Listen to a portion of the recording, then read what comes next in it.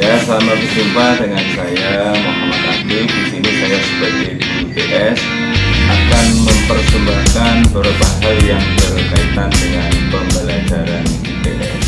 Jangan lupa sebelumnya subscribe, like, and comment. Ya, selamat berjumpa lagi dengan saya Guru IPS Channel. Dalam hal ini saya akan menerangkan yaitu tentang perdagangan internasional, yaitu khususnya siswa kelas 9 SMP ya. Yang pertama yaitu perdagangan internasional ya. Perdagangan internasional yaitu perdagangan antar negara. Nah, dalam hal ini yang mudah untuk membedakan perdagangan itu adalah ada perdagangan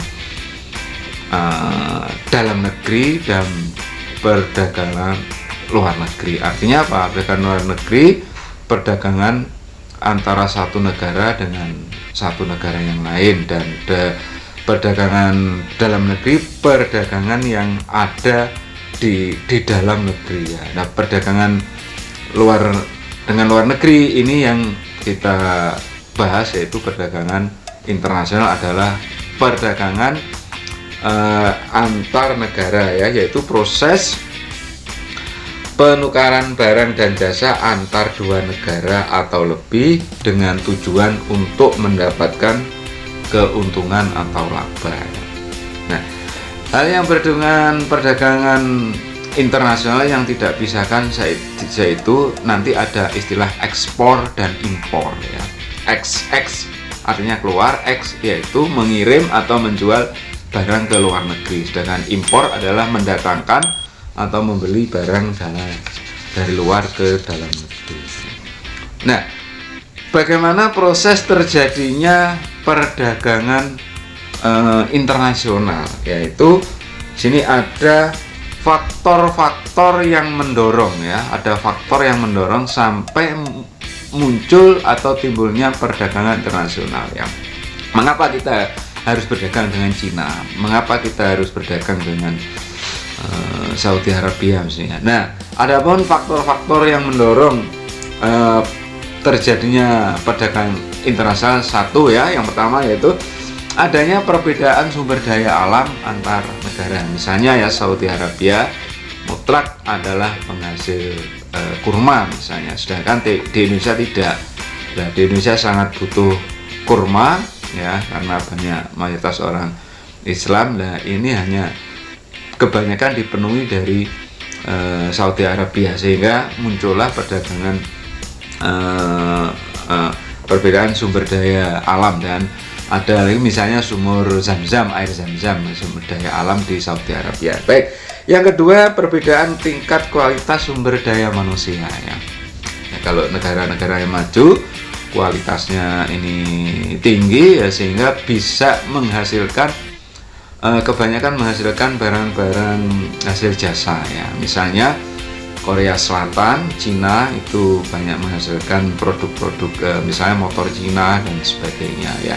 Sedangkan dalam negeri belum ada, paling tidak regulasinya itu belum ada ya, sehingga ini terjadi perdagangan internasional ya. Yang ketiga yaitu adanya perbedaan ilmu pengetahuan dan teknologi ya.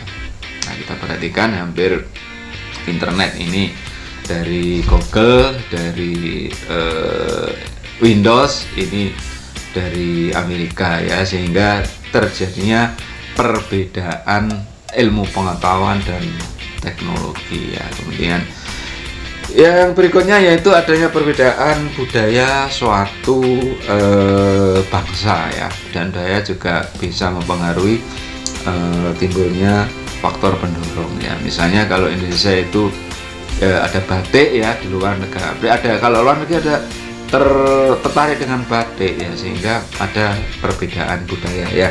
Yang berikutnya yaitu ada faktor-faktor yang lain yang mungkin ada yang lebih spesifik, yaitu adanya upah, produksi dan sebagainya yang mungkin lebih murah di negara yang lain. Baik, Berikutnya yaitu manfaat perdagangan internasional ya. Manfaat perdagangan ya. Yang pertama ya, setiap negara nanti akan memenuhi kebutuhan pokoknya ya. Kalau di negara kita tidak ada, negara yang lain ada, kita terpaksa mengimpor ya. Ini adalah manfaatnya mendapat kebutuhan barang dan jasa. Yang kedua, kalau ada spesialisasi produk, spesialisasi itu adalah khas ya, ciri khas ya. Ini manfaatnya ya kita. Nah, misalnya kalau Indonesia itu bisa mengekspor pesawat terbang, itu adalah yang jenis yang bukan jet ya, bukan jet, jenis baling-baling dan yang jenis baling-baling ini bersaing dengan produk yang serupa di negara yang lain ya, sehingga nah ini ada spesialis ya.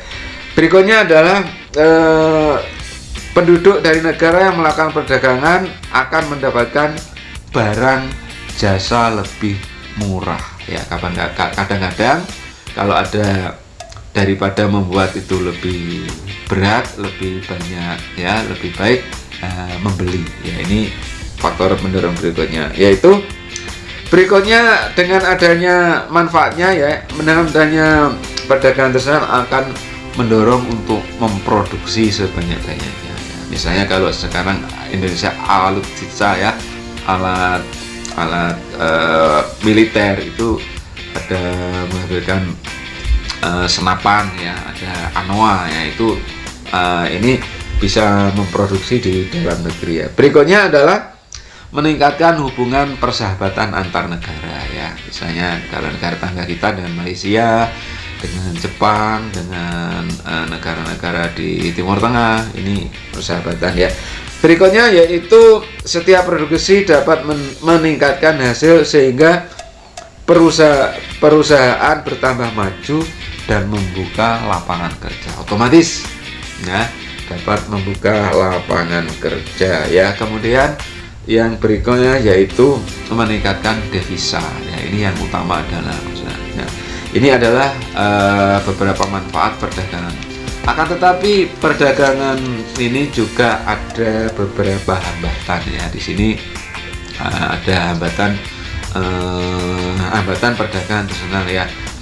Sehingga kadang-kadang terhambat, tidak lancar perdagangan. Adapun hambatan perdagangan itu antara lain ya, suatu negara itu melaksanakan politik proteksi ya. Proteksi yaitu melindungi suatu negara dari dalam negerinya ya. Proteksi misalnya agar suatu usaha itu tidak bangkrut atau sebagainya, itu diproteksi ya. Contohnya yang paling itu Amerika Serikat. Amerika Serikat itu terkenal dengan proteksi terhadap produk tanamannya ya, pertanian ya, sehingga pertanian di Amerika Serikat bisa maju karena oleh negara itu dilindungi ya.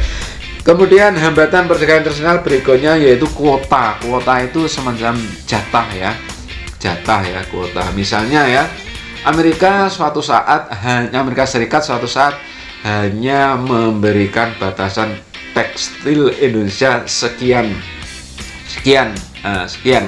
Nah, itu hanya diberikan, itu namanya kuota ya. Kemudian yang kuota misalnya kopi ya, Indonesia bisa mengekspor ke suatu negara tetapi hanya dibatasi berapa ribu ton ya, itu namanya kuota ya. Berikutnya yaitu tarif ya, kebijakan tarif untuk melindungi suatu negara agar produksi dalam negerinya berkembang, tidak bangkrut. Ini tarifnya bisa dinaikkan, bisa diturunkan ya. Ini baik. Berikutnya yaitu adanya politik dumping yaitu menjual barang lebih murah di luar negeri daripada di dalam negeri. Jadi politik dumping ya. Berikutnya ada hambatan yang lain yaitu misalnya politik suatu negara, kebijakan politik suatu negara. Ada peperangan ya, peperangan yang terakhir ini yang sangat kentara kelihatan, yaitu antara Ukraina dan Rusia. Itu sangat mempengaruhi produksi gandum ya, karena Ukraina ini adalah produksi gandum yang sangat besar di dunia ya, sehingga dengan adanya peperangan produksi gandum yang merupakan bahan baku dari roti kemudian sangat dibutuhkan oleh makanan pokok orang di Timur Tengah dan sekitarnya ya, sehingga produksi gandum ini sangat menyambung. Kemudian berikutnya ada peperangan misalnya di Gaza, Israel dengan Palestina, itu juga sangat mempengaruhi produk-produk produk-produk yang ada di sekitarnya. Misalnya faktor keamanan ya, mau lewat ke Laut Merah nggak bisa ya, akhirnya tarifnya menjadi sangat mahal ya. Kemudian contoh lagi ada kekeringan ya, itu juga faktor penghambat. Misalnya dengan ada kekeringan di Amerika itu ada terusan Panama ya, itu airnya mengurangi agak surut, sehingga ada hambatan komunikasi, hambatan transportasi, sehingga harganya lebih mahal ya. Jadi itu antara lain hambatan-hambatan perdagangan internasional ya. Demikian, semoga ini bermanfaat dan terima kasih. Jangan lupa like, subscribe.